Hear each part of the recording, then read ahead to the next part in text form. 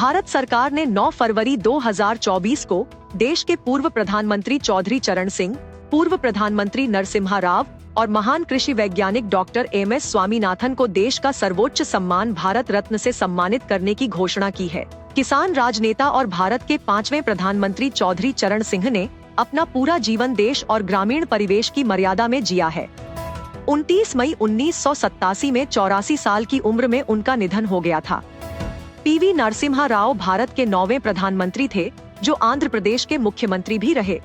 इनका निधन 23 दिसंबर 2004 को 83 वर्ष की उम्र में हुआ था, जबकि हरित क्रांति के जनक कहे जाने वाले डॉक्टर MS स्वामीनाथन ने 28 सितंबर 2023 को 93 साल की उम्र में अंतिम सांस ली थी। अब सवाल ये उठता है कि मरणोपरांत भारत रत्न मिलने पर क्या होता है? भारत रत्न पाने के बाद क्या क्या सुविधाएं मिलती हैं? उनके परिजनों को क्या फायदा होता है? आइए जानते हैं। भारत रत्न देश का सर्वोच्च नागरिक सम्मान है। ये सम्मान राष्ट्रीय सेवा जैसे कला, साहित्य, विज्ञान, सार्वजनिक सेवा और खेल के लिए दिया जाता है। अपने क्षेत्र में अहम कार्य और योगदान से देश का गौरव बढ़ाने वाले लोगों को भारत रत्न से सम्मानित किया जाता है।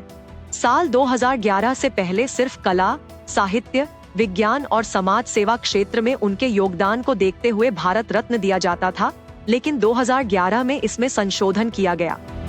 अब भारत रत्न पाने के लिए कोई क्षेत्र निर्धारित नहीं किया गया है।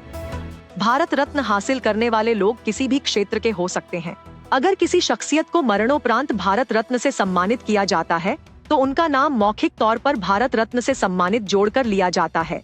दरअसल भारतीय संविधान के अनुच्छेद 18(1) के अनुसार पुरस्कार प्राप्त करने वाले अपने नाम के उपसर्ग या प्रत्यय के रूप में भारत रत्न का इस्तेमाल नहीं कर सकते हैं।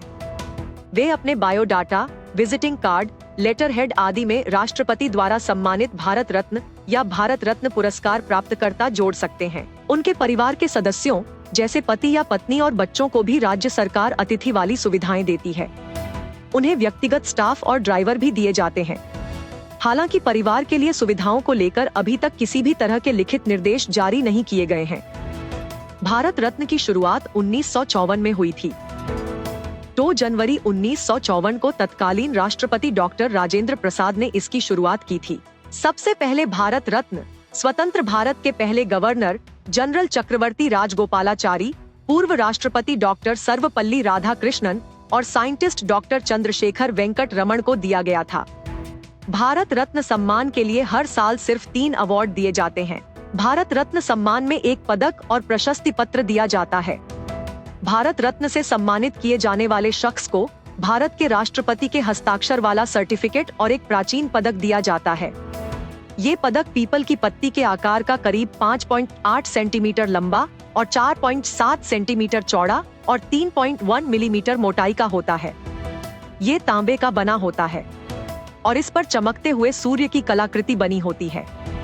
इस पर नीचे की तरफ हिंदी भाषा में भारत रत्न लिखा होता है।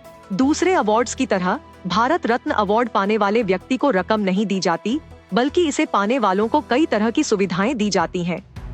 भारत रत्न से सम्मानित व्यक्ति अगर किसी राज्य में जाता है, तो वहां की सरकार राज्य के अतिथि के रूप में उनका स्वागत करती है।